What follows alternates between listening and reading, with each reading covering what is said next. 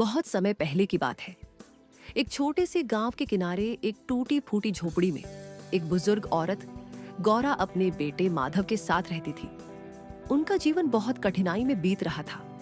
माधव बेरोजगार था, दिन भर यूं ही खाली बैठा रहता और उसकी माँ हमेशा चिंतित रहती।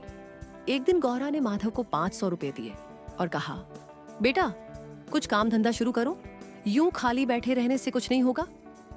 माधव पैसे लेकर बाजार गया, लेकिन कोई योजना न होने की वजह से वह पूरा दिन इधर उधर भटकता रहा। कुछ समझ ही नहीं आया कि क्या खरीदे।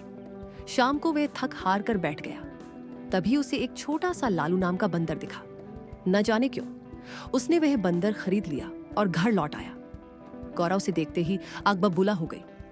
इतना पैसा देकर तूने बंदर खरीदा, कुछ और नहीं सूझा?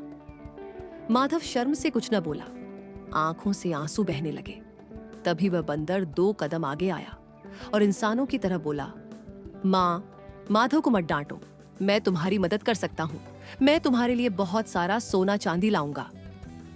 अगले ही दिन लालू सच में राजा के महल से चोरी करके ढेर सारा सोना चांदी ले आया। गौरा चकित रह गई। उसने लालू को गले से लगा लिया। कुछ ही हफ्तों में माधव और उसकी माँ अमीर हो गई। झोपड़ी महल बन गई। नौकर चाकर, घोड़े, ऊंट, हीरे मोती, सब कुछ। अब माधव गांव का सबसे धनी आदमी था और गौरा सबकी माताजी बन चुकी थी। एक दिन लालू ने कहा, माँ, अब समय आ गया है कि माधव की शादी हो।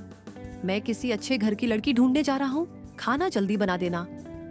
लालू सीधा राजा वीरेंद्र के दरबार में गया।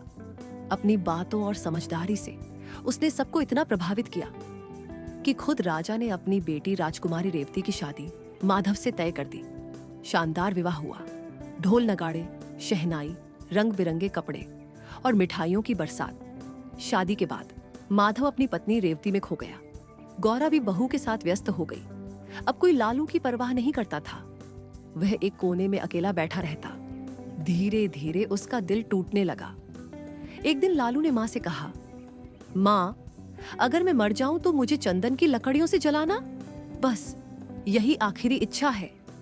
अगले दिन वह एक कोने में चुपचाप लेट गया। सांसें रोक ली, आंखें बंद कर ली। गौरा ने देखा और घबरा गई। उसने माधव से कहा, तेरा बंदर मर गया है, बदबू आ रही है, इसे खेत में फेंका। माधव ने रस्सी से उसके पैर बांधे और खेत में फेंक आया, जैसे कोई बेकार चीज हो। पर लालू जिंदा था। उसने सब सुना, सब महसूस किया। उसका दिल चूर चूर हो गया। कुछ रातों बाद जब पूरा महल सो रहा था, लालू हाथ में मशाल लेकर लौटा। उसने पूरे महल को आग के हवाले कर दिया। आग की लपटों में गौरा, माधव और रेवती सब जल गए और लालू अकेला लेकिन बदला ले चुका था। सीख, जो तुम्हारे सबसे बुरे वक्त में साथ दे उसे कभी ना भूलो, वरना उसकी खामोशी एक दिन सब कुछ जला सकती है।